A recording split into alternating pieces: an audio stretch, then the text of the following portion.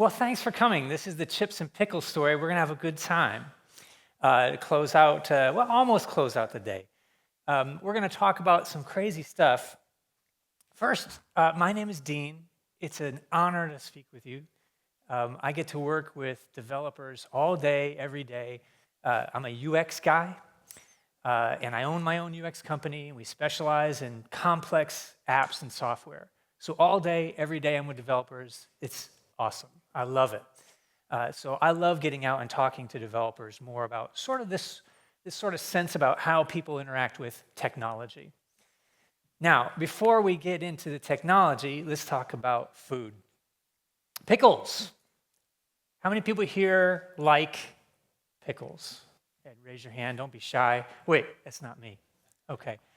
Yeah, I don't like them. Does anyone here not like pickles? Anyone? Do I have anyone? Okay, all right. Okay, talk is basically for y'all, okay? Just imagine the four of us having a great time. Everyone else, if they have a good time, whatever. Okay. Pickles, why do I hate them? There's two reasons why I hate pickles, okay? One, when you put a pickle on your plate, it's got all these briny front row. That's a flex move right there. Are you aware of the volunteering requirements of front row? Okay, we'll get to it.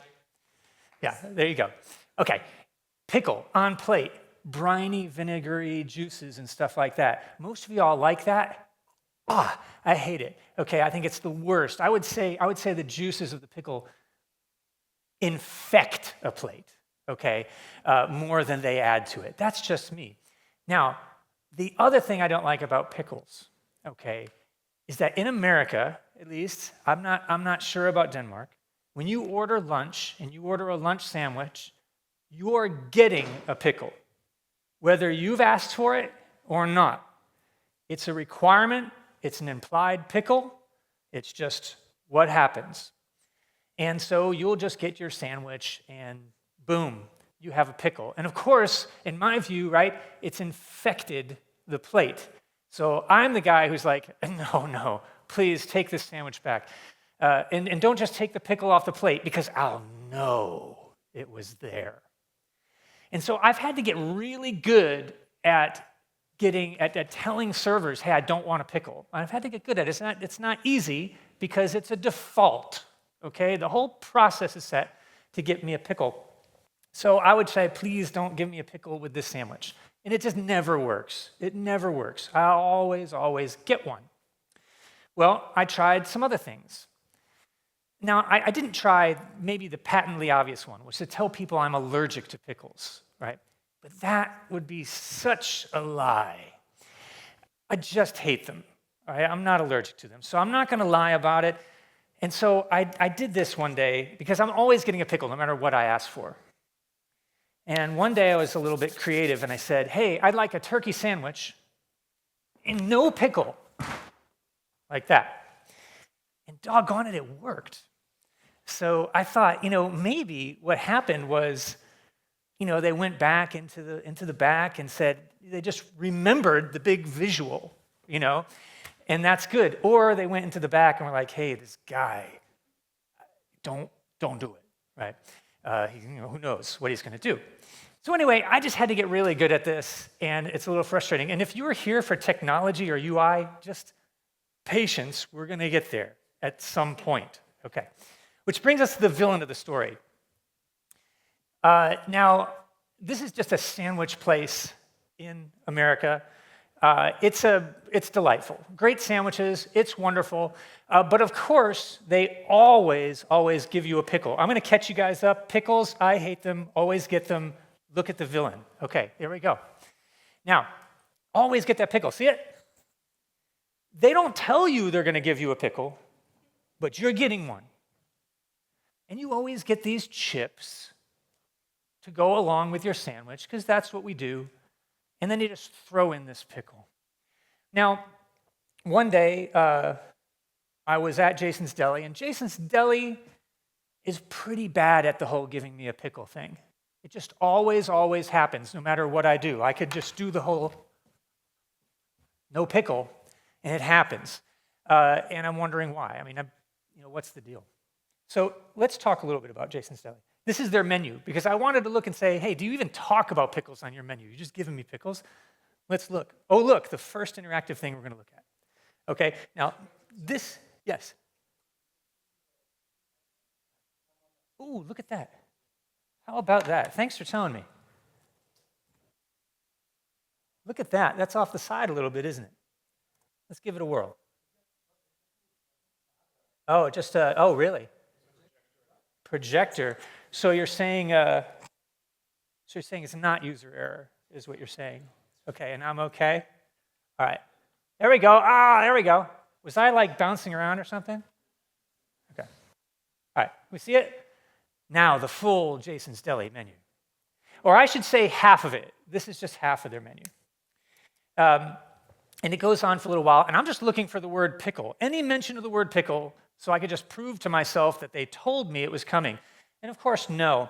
But you'll see a little branded item called JD Pickle Meals. Oh, that's how long it is, half of the menu. JD Pickle Meals, that's just a name of a pizza. It has nothing to do with pickles. So, I'm a little bit upset at all this. Now, one day, I had a bad day, okay? Like, really bad. Client work not going well. I need to get out of the office. I know we've all been there. So I'm just going to go, and my mistake, I go to Jason's Deli. And I order a sandwich. No pickle. I get a pickle. And I'm very upset at it, because I'm already upset that day. And I go ahead, and this young guy, I don't know, he's 18 years old or something. He's manager. And he's walking by and has the unfortunate notion to ask me, and how's everything today? And I said, well, Frank, let me tell you something. I got a pickle. I didn't want one. I need to understand your pickle process. And he says, laughs a little bit. And I'm like, Frank, I'm very serious. Today, I need to understand this process. I've got to know there's some order in my universe. And so he's like, I'll go find out. And he goes off and finds out. And I don't think about it again until he comes back. He comes back and said, I found out why you get a pickle. And I'm like, I'm all ears.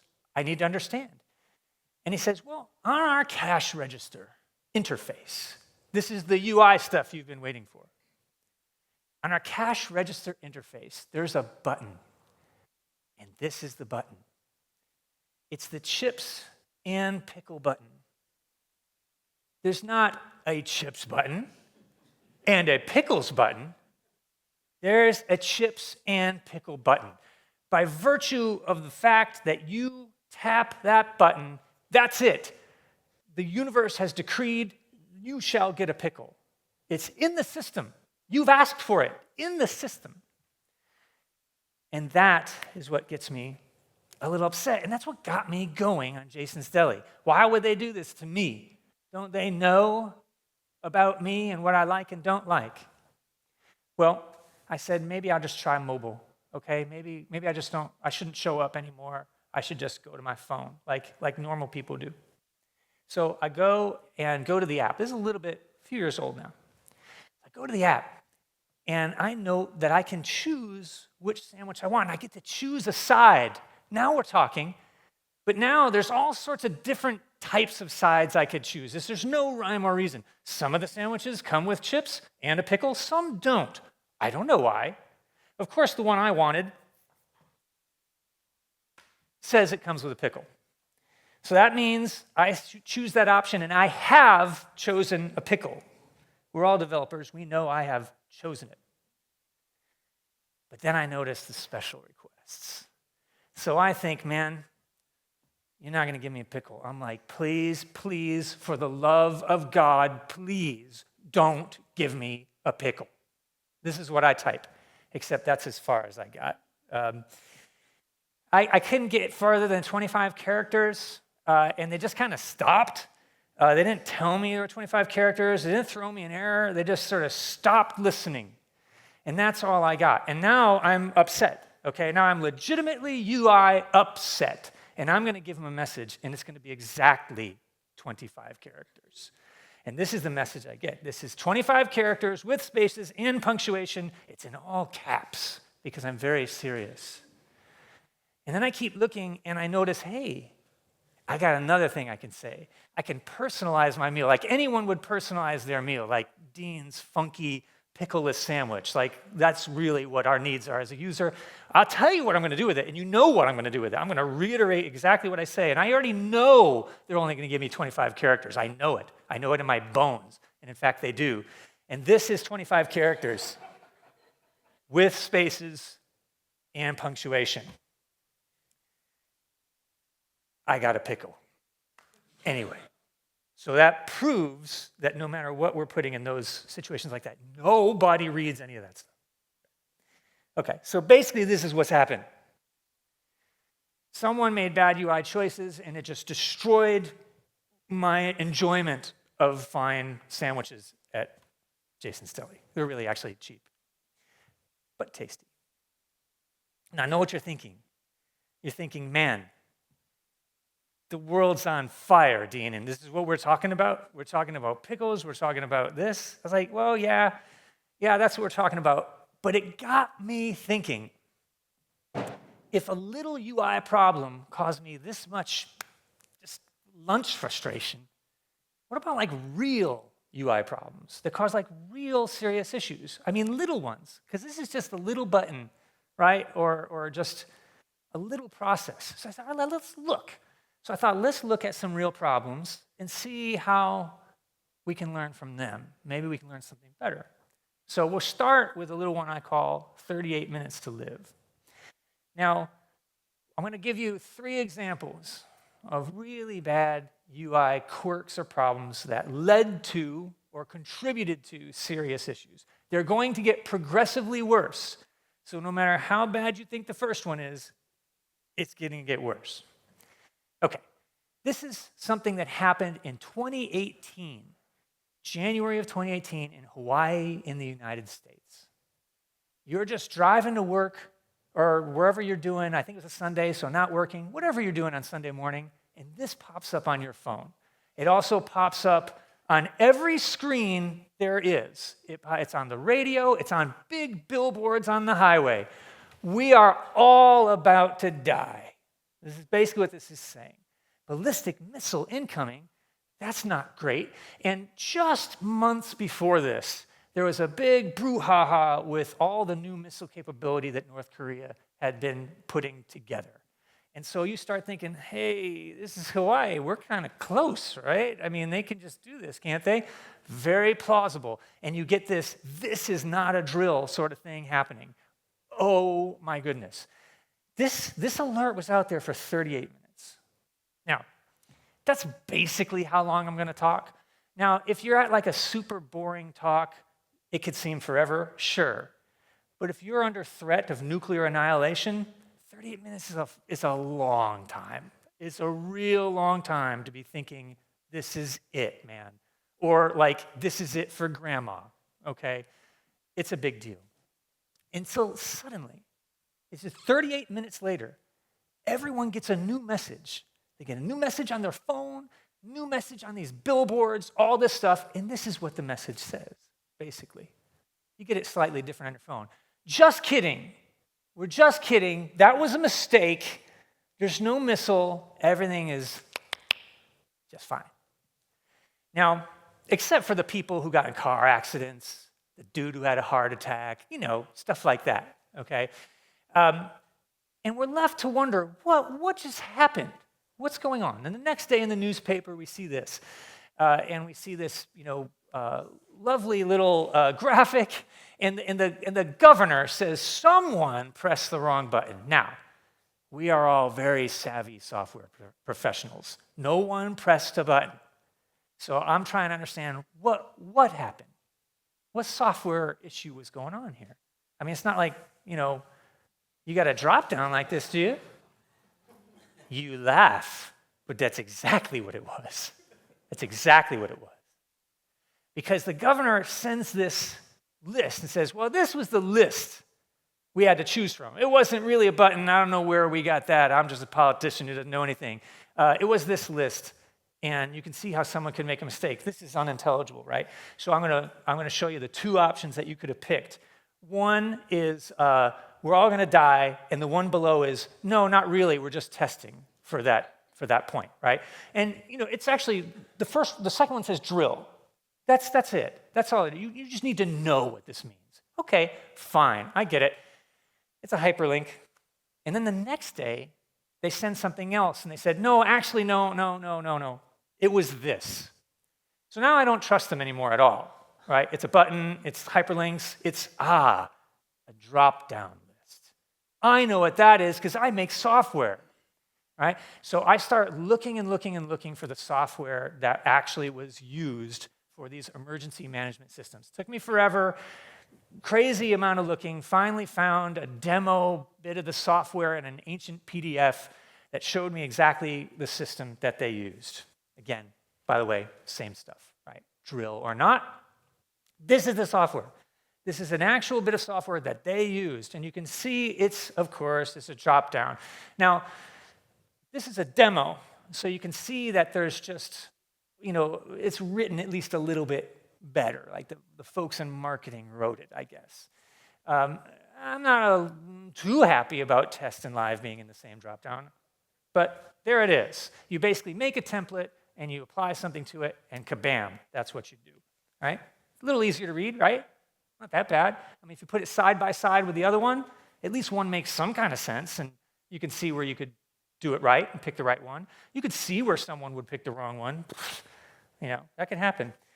But I know what you're thinking, because you make software, right? It can't be that you just pick something from a drop-down and that's it. It just happens, right? No. Surely there's some kind of speed bump. Surely there's something that you'd put in the way to stop people from putting this out there. Something. Like maybe, a little speed bump. You sure you want to do it? Are you sure? Well, there was this in the software. And they did say, I'm sure. So now I'm wondering what's going on, right? What's the deal? So there is a report. There's a report for everything we're going to talk about today. A governmental investigation and report that says what happened with this UI, what happened with the software design to lead us to this problem. And I've dissected I've read all these reports. They're very boring. And we got just to the little bitty nice parts. And this is what they said. It was poor design, which of course we all already knew, right? But there were some failures in here. You saw live and test in the same interface. That's a total no-no on usability, by the way. Just never, ever do that functionally or on usability. No undo. You couldn't take it back. Once you sent out an alert, it's over, okay? Now, admittedly, that's because it's gone out there, right? You can't, if it's been out, you can't take it back. But you couldn't even stop it from going further. It was done, okay? And so they got all these people working like crazy, say, what do we do? What do we do? We can't take it back. And you can imagine these people, they got 38 minutes. And there was a guy who was like, yes, we're supposed to do this. And yes, I do want to cause mass panic. And they realized what happened. And the dude, he froze. And he didn't do anything. People had to shove him out of the way, literally, and say, we got to fix this problem. We got to fix this problem. What do we do? We can't undo it. In 38 minutes, probably 37 minutes later, a new guy comes in who wasn't aware of all the processes, just baseline developer, and he says, hey, I got this idea. What if we just send out another one that says, just kidding? And they're like, that's so crazy, it just might work. And that's what they did. They're like, we can't fix this. We just got to say, it's okay, you're not going to die. And that's what they did. Right? That guy, who had definitely too much control over the interface, he was totally fired. He was fired immediately. We're going to get to him in a minute, a little bit more. But here's the thing about this interface and everything we're about to talk about, including the Jason's Deli stuff. It totally works as designed, 100%. It would have passed QA, no problem. All of these things would have. Right? Works as designed. It fits a preordained template, whether it's the cash register, right? Or whether it's just the interface we're dealing with that's just a software template that you're just plugging into, and that people change over time and gets worse and worse and worse, and people leave and they name it something else, and who knows what someone else named it. Happens all the time. Would have passed QA. They also said that human factors were to blame. Someone did make a mistake. The question is just whether this person really made a mistake. I kind of think he did, all right, with the interface. Or was he doing exactly what he was told to do? Because we've got really bad naming. You can make that mistake pretty easily. Any one of us could have made that mistake. It's hard to read. It's hard to understand. You got a bunch of things that you just have to know. They're not obvious to anyone. Everyone blamed everyone else. And the dude said, I did exactly what I was told to do. You told me to send a missile alert that was real, and I sent it. This is what he said. Of course, anyone who gets fired, maybe that's their only defense, okay? Because he sues everyone back and all this sort of stuff. He sued for wrongful termination. What happened was a bad process. This all happened during a shift change. Okay, one guy, he's the administrator, he says, we're gonna do this crazy thing, and I am going to do a drill, and I'm not gonna tell anyone in the next shift about it, and we're gonna see how well they perform. So he does, and they start the next shift, this happens, and this guy makes the mistake, okay? Now this guy says that when over the intercom, you get this thing, you know, drill, drill, and he says his friend wanted to put it on the handset. So between grabbing the handset, picking it up to his ear, he misses the, no, it's just an exercise information. This is what he says. Is it true? Probably not. Okay, but that was his defense. And in his defense, the guy who started the exercise, he was off script. He didn't use proper script for the exercise. So there was process problems as well as these design flaws all kind of working together, which is true of everything we're talking about today. And of course, they had that bumbling response. It took them 38 minutes to get this thing sorted out. And of course, no one's really trained on the thing. You just had to know. Okay. This is a real issue here. You have this really bad design, and it's truly bad. It was bad from the template. It was made worse, all right, as it was customized. Maybe people weren't trained on it. Maybe they made mistakes, all of that stuff. And it revealed or caused other process issues, all right? So if you have bad design, your process is going to have to change in order to accommodate a bad design. Bad design does lots of things against you, not just annoying, like for a user, although that's a big part of it. But it could mess up your own process, and you have to fit it to the design. That happens a lot. So whenever we're talking with companies about design, we're always asking about process. Because if we could look at the process, we can fix the design. All right? You can never do them separately. As far as impact, all right, you know, that guy got fired. He stayed fired. The head of Hawaii Emergency Management, he resigns in disgrace. And half of the states in the United States have to change the way they do disaster software, like right away, and change all their processes. And that happened really quick, immediately. It cost a lot of money to do. I mean, a lot. I don't have a number, but it's a big number. All because maybe we didn't have an efficient interface. That's kind of it, right? If it weren't for that, we probably wouldn't have had this problem. Okay. Now the problems get a little bit worse. That was in 2018. Let's fast forward a little bit. Or no, let's go back. Let's go back to 1979. I was totally alive then. You all were alive then, right? I mean, some folks, okay. 1979. In America, there's this place called 3 Mile Island. It's a nuclear power plant. And it's in Pennsylvania. Pennsylvania is a state that's really close to New York City. Okay, it's a big state, but part of it is really close to Philadelphia, is in Pennsylvania, New York City, all that. And this was a nuclear reactor on the Susquehanna River on an island that's 3 miles long, 3 Mile Island. And one day, reactor number 2 starts to get hot. And you just like totally, like, I'm not a nuclear engineer, but I understand you just totally don't want that, okay? It's getting super hot. It's not cooling down, all right? So we're headed toward meltdown. We're not there, but no one can figure out why. Why is the reactor getting hot? They're trying to fix everything they normally do within the process that you have to follow to the letter every time to fix, and nothing is working, and the reactor is continuing to get hot. Now, this takes place over a couple of days. And in America, and I do remember this, I was a kid at the time, but I do remember this, people freaked out about this.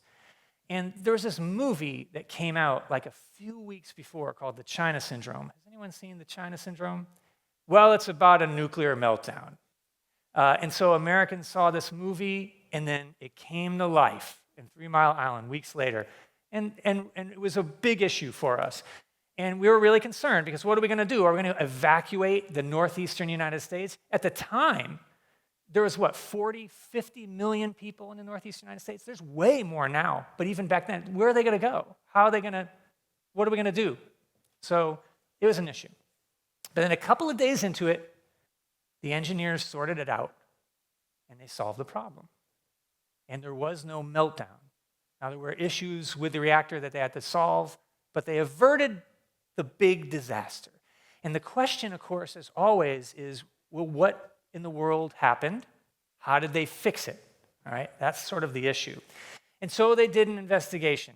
There was a big report. I read the whole report just for you. This is President Carter, by the way, touring the control room. I like this picture because of his little clean boots. He just died. He was 100. He just died this year. Spoiler alert, we're looking at this massive control room with a zillion buttons in it. Really hard to learn, all right, and to understand, okay? Now, this is part of the commission findings that's important, and it's going to lead to our second UI issue. It was a teeny tiny little UI issue that caused this problem. And it was associated with something called the PORV valve. It's just a release valve, okay? It's this little valve, right? It's going to be open or closed. If it's open, coolant can get out of the reactor. If it's closed, coolant stays in the reactor. We want the coolant in the reactor. We want the reactor nice and cool. And if that valve is closed, it's going to stay nice and cool. Well, when the reactor was heating up, all right, everyone is going through what's going on. What is the problem? PORV valve, is it closed? Yes. What's next? This, that, and the other, okay? And they keep going down the line.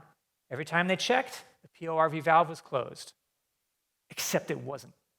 It was open, okay? That valve was open, and coolant was getting out, and that was the problem. But every time they looked at the system, they saw that it was closed. They saw that it was closed because there's this little indicator light in that big control room. And when that light is on, it's a little light, that means the PORV valve is closed. Right? Wrong.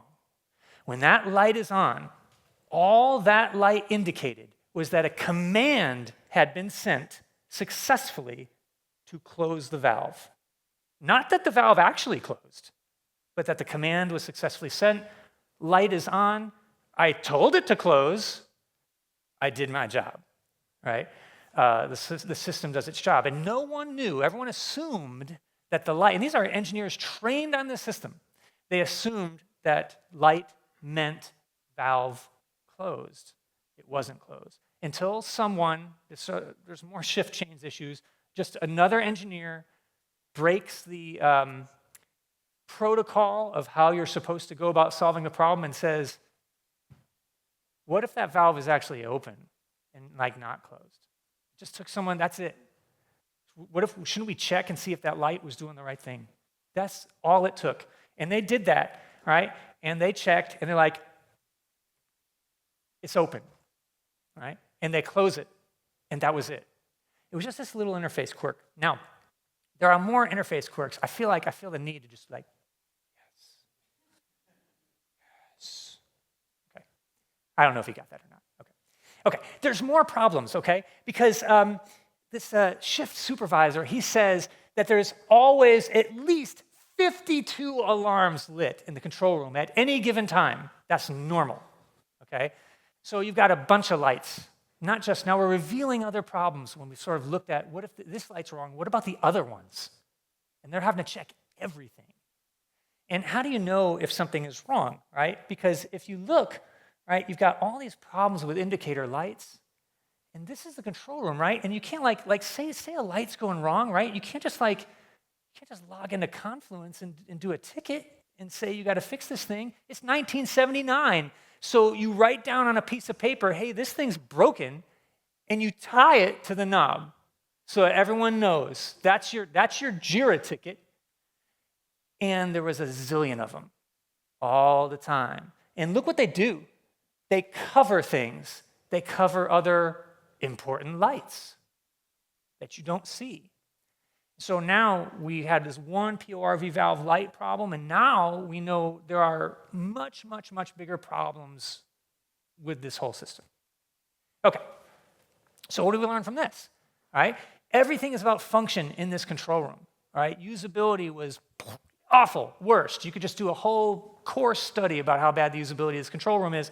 I can tell you that it all worked as it was supposed to, though. That light did work according to spec. You would QA that, and it would just be fine. That's why they never found it, because it worked as it was supposed to work. Big deal. This is some of the things that were in the report about human engineering. That means is something easy to use, non-existent, use great stuff like this. Poorly located, ambiguous, difficult to read, horrible, basically, right? In a nuclear power plant. Poor control room design. Here's some more stuff just about the control room. Engineers saying, we'd like to change stuff. I have a list of 800 things, none of which were fixed. Right? You feel like that sometimes? Yeah, okay. I do. Okay. There was a confused response, as we know. Always a confused response. Because they're going by a protocol. They're just changing, they are going by the list. If not A, then B. If not B, then C. And that, by law, they've got to go through that way. But none of that worked. And that was all, internally communicated. I mean, it took someone to break the process, as I mentioned, for this thing to be fixed. Someone had to get creative, someone had to break it, and it wasn't like the administrator or anything like that. It would be like you or me saying, hey, what if everything you just said is wrong and I'm the guy who's saying something crazy and I'm right? That's basically what happened. Okay.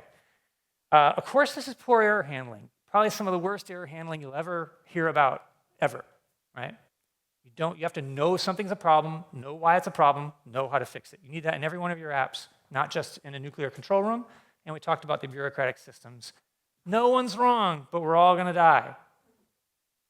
Yay. Now, here's the thing about this. Can you imagine where the United States would be today if 3 Mile Island had not happened? All right, we're on the ascendant with nuclear energy. And 3 Mile Island freaked us out so bad, we just said, no more. We're going to stop doing this. We're not going to build new power plants. No way. The public doesn't like it. The public is upset. And that's 50 years of not investing in that technology. And only now is America saying, whoa, that was probably a mistake. Okay, we need to be thinking about this. That's a long time. All right, that's a huge thing. And that's just one little light, right? I would say ultimately they probably would have found those problems and others for sure, right? One little light. Okay, they do get worse. You might not have heard of this one. How are we doing on time? We're doing pretty good. Okay, great. Butterfly ballot. Let's go to the year 2000. You might have heard of the United States presidential election in the year 2000. You probably have, okay? Now, before I talk about that election, I have to give you at least a minute on how the United States elects presidents, because it's really crazy, okay? We don't have an election where everyone votes and we count up all the votes and the person with the most votes wins. It's totally not what we do, okay? We don't have one big election. We have 50 little state elections. And each state has to be won. And if you win a state, let's pick Alaska. If you win a state, it's got only a little bit of population, so you're going to get like these 3 electoral votes. All right, you won Alaska, you get all 3. It's winner take all in each state. But if you live in California, well, that's got a lot of people in California. It's huge. You get 54. Big population. You in California, you get 54 electoral votes. Based on the population math, you got to get 270. Now you know everything, okay? You got to get to 270. First person to 270 wins. But at the end of election night, no one has 270. Not Al Gore and not George W. Bush. That's because right over here, little Florida, Disney World, Florida, has 25 electoral votes. A lot of people live there, and they don't have a winner. Whoever wins Florida wins the whole thing. Only the vote is that close. We're talking hundreds of votes, just hundreds of votes. And if it goes one way or the other, that's the president. Now, everyone starts scrambling. What's going on is a question we all ask. Why is this a problem? Are there any voting irregularities? Is anything weird? And they look down in the south of Florida, and they find that in a place that almost always goes like 80%, 20% for the Democratic candidate, that would have been Al Gore, they voted heavily for Pat Buchanan, who is like a third-party candidate. And in America, third-party candidates, they don't do anything. You get two. You get the Republican, you get the Democrat. That's really it. No one else gets anything. So this third-party candidate is getting a lot of votes in a place where that's weird. That never happens. So someone looks into it.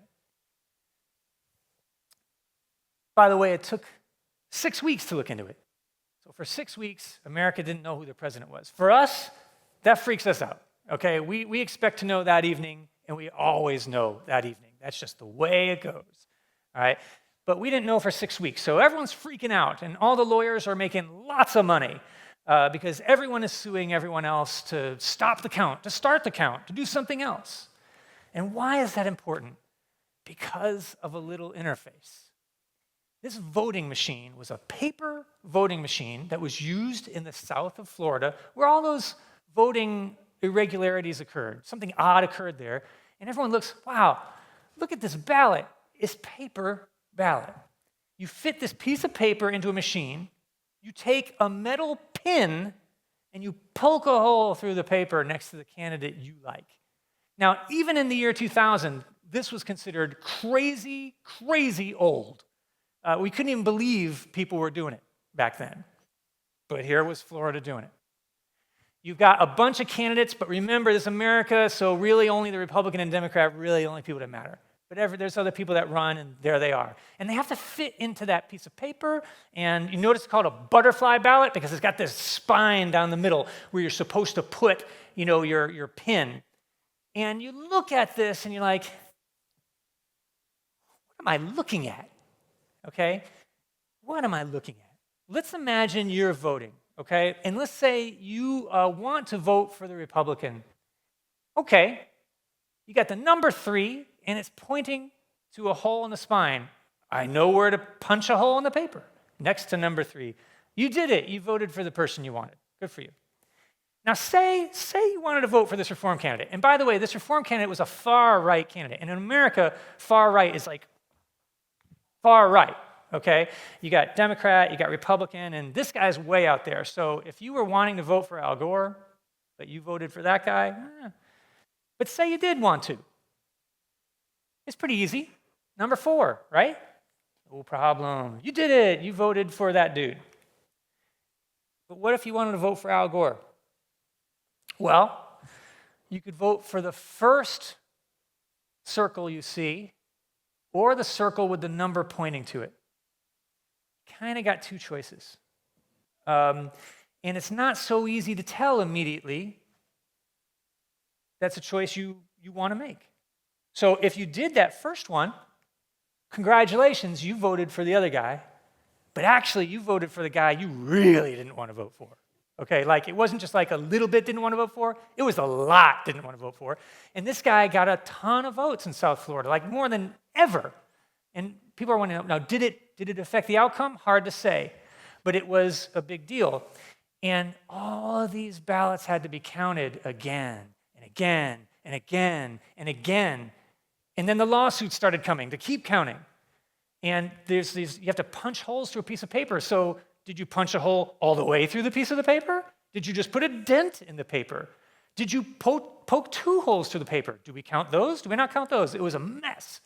And everyone was freaking out.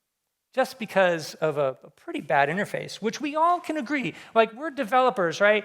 We're not necessarily visual people, but you look at that and go, what is that, right? All right, that's a good instinct, okay? If you look at your own app and system and have that view, yeah, it's probably bad, you're right, okay? And you're probably right about this. Super awkward, works just the way it's supposed to, though. It's exactly the way it's supposed to work. It worked exactly right. And the design itself fits the machine. The machine says it's going to go left, right. You notice that? It wasn't even down one side, down the other. It was left, right, zigzag, right? That's what the machine says it's got to be. That's how the machine was created. That's how it's going to count the vote, everything. And it was also made in such a way that nothing could go wrong. Like, that's the real big problem here. Like, if you, let's say, I don't know, let's say there was an election and there was provisional ballots, right? This happens all the time. You voted absentee, or you voted early, or there was some problem with your ballot, like maybe you punched 2 holes into a card and not one, so like, I don't know, and you put it aside. Normally, you don't even count that stuff, because normally the margin of victory is so big that even if you counted all of them and put them on one candidate, it wouldn't even make a difference. So don't count them, right? That's what happens like all the time. But this time was different. This time was so, I mean, when I say hundreds of votes, I mean less than 1,000, okay? I mean very, very, very close. It matters, so they're going to count and count and count. And then they realize, what was this going on? What is this design? And that leads to all this stuff, right? No plan. There is no plan for failure. The plan for failure was everyone gets mad at each other for 6 weeks. That was the plan. Now, for America, let's think about this for a minute, because I think this is kind of worse than a nuclear disaster, right? America is, and this is 2000 America, this is like superpower height America, and it kind of matters which person wins. Foreign policy changes radically every 4 years in America, certainly. So you got George W. Bush as the winner. Counting stops, he was ahead. He's the winner. What if it were Al Gore? It would be a totally different situation in America, and by extension, there'd be a lot of different things happening in the world, and that would have affected all presidents from that point on would have been different in America. That's a big deal for us. When we think about that, we think, wow, all you think of is what maybe could have been, and it's hard to tell whether, you know, we're pretty sure the right person won, but pretty sure is not great. You know what I mean? It's not like you want to be like, we totally know. Shaken system. Those are real problems. Those are real problems caused by these so small issues, so small. And it's a big deal. But let's get back to me, right? Because this is my talk, and we're going to talk about the thing that bugs me. Because the cucumber, the briny cucumber, is really what gets me. You remember the chips and pickle button? Do you want to know why there's a chips and pickle button? Because I found out. Or at least this guy at Jason's Deli told me this, and I'll trust him. He says, hey, listen, our cash register, it's really kind of crowded with buttons, and we just really didn't have room for 2. That's it, okay? I got an idea. We don't have room for a button. Let's jam 2 options into it. They're the same options. Everyone will be fine with it, except Dean, right? We'll be totally fine with it. They just didn't have space in the interface, so they just made it work. That's it. That's all that happened. And that happens to me, and I get a pickle all the time. And so there are UI offenses here, right? They're fitting the interface. It happens all the time. Just fit it in. No one will care. Users will be fine. It works just the way it's supposed to. Of course. It works exactly the way they intended it to work. And you remember the inconsistency, right? I mean, it was different whether I was talking to a person, whether I was using the mobile interface, I went to the website, all different, except it all led to the same result, which means there's more to it than just a few little interface quirks and a cash register or in a mobile app. It's process. And it always comes back to process. So when you're thinking about design and design flaws, even though they're small, you should be thinking what process behind it is empowering it or what process is being altered because of it. If you ask that question about your own work, amazing things will come up, right? This is just obviously bad edge case testing. I'm a very bad edge case here. But this is, do you want to know why I always get a pickle? Because I haven't even answered that question yet. I always get a pickle because of process. So here's the thing. If I go to Jason's Deli and I talk to the cashier and I say, hey, I want a turkey sandwich, no pickle, so you'll remember? Well, they hit what button? The chips and pickle button. The system now says Dean gets a pickle. The only way for Dean to not get a pickle, systemically speaking, default-wise, is for the cashier to yell down the line and say, hey, Joe, that last order, no pickle on that. You have to just audible. Human interferes.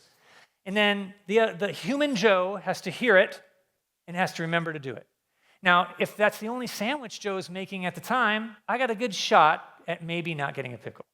But if Joe's making several sandwiches, I don't know, because he's got muscle memory, Joe does. Pickle in bag, right? But what really happens all the time is you show up at lunch, right? And everyone's ordering sandwiches. And so I ordered the no pickle. Hey, Joe, no pickle on that one. Joe's like, got it. Joe isn't making my sandwich. It's someone else, all right? So either Joe has to tell that someone else to not give me a pickle. No, that's it. That's what has to happen, all right? Because the ticket is going to say pickle. Even if it didn't say pickle, they'd still give me one. That's why I always get a pickle. It's bad process. The process demands I get a pickle. It's almost like a miracle if I don't, based on that process. And so that's where we're left. Now, to finish up, I wanted to help you a little bit and not just sort of entertain you with disaster, both personal and societal. Let me talk a little bit about our own work for a minute, and then we'll wrap up. Because for me, thinking about little things is what I do all day long. It's probably what you're doing all day long, deep in the details. This is just a very simple intranet we did a while back for a hospital. Very simple. It's an intranet. It's got to be easy to use for 10,000 employees or whatever. And it's got lots of nice little features, like you could look up different kind of documents and policies and procedures that maybe you have to know about treating patients. Fine, good. Okay. And we do a lot of research because I'm the UX guy, right? So we're always doing research, and we love when we hear things like, I can't do my job without this intranet. We're like, yay, great. That means they're going to pay us a lot of money, right? Because it's important. And then we do some other research. Like we talk to a lot of nurses about how they use the internet. And they're using it on a rolling cart right next to where they're treating patients.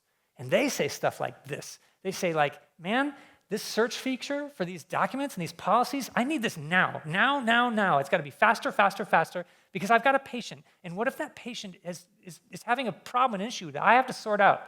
I've got to go fast. Now they have our attention. They have the attention of the design team. When we heard that, we're like, we are going to get this right, man. It is going to be fast. It's going to be easy. And we spent a lot of time doing that. And less time on some other things that didn't matter as much. The details of that piece were the thing.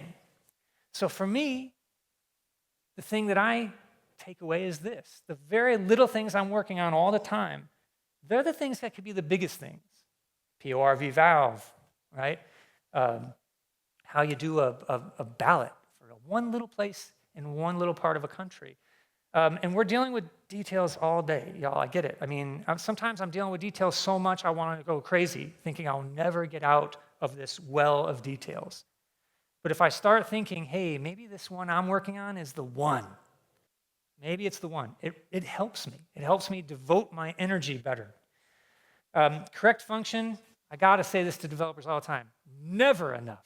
Ever, never enough that it just works. Ever. Plenty of things could work and be 100% wrong. I mean, totally wrong. All the things we talked about today work just fine. I want you to remember about that thing I said about process. Always dig behind the decisions your users are making. Why are they doing this? That'll help you design something better, right? And for me, this is hard to communicate to people outside of this room, but we're building stuff that's important, okay? I know it can not seem that way sometimes, but the stuff we're making is important, and I want you to be energized by that. But this is the thing I really want you to remember. If you just remember this, if I could just, I know it's like 4 of us that maybe are okay with this, but know how the other side thinks. Okay, that's the chips and pickle story. That's the UI disaster story. I really appreciate you spending time with me today. I'm honored that you have. Oh, look, it animates. It's so cute. This is me. Thank you so much. I can talk as much as you want about all these UI disasters. If you want to find me anytime. There are several UI disasters I did not include. And I'm also interested if you know of something that I don't know about. I'd love to hear about. It'd be fun. But that's it. We did it. One more for the day. Thank you.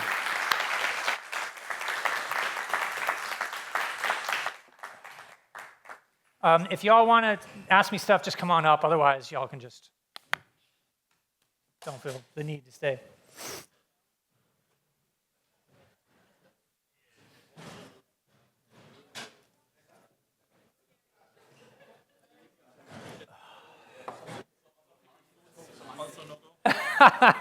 No, it's really, I don't know why I hate pickles so much. Okay.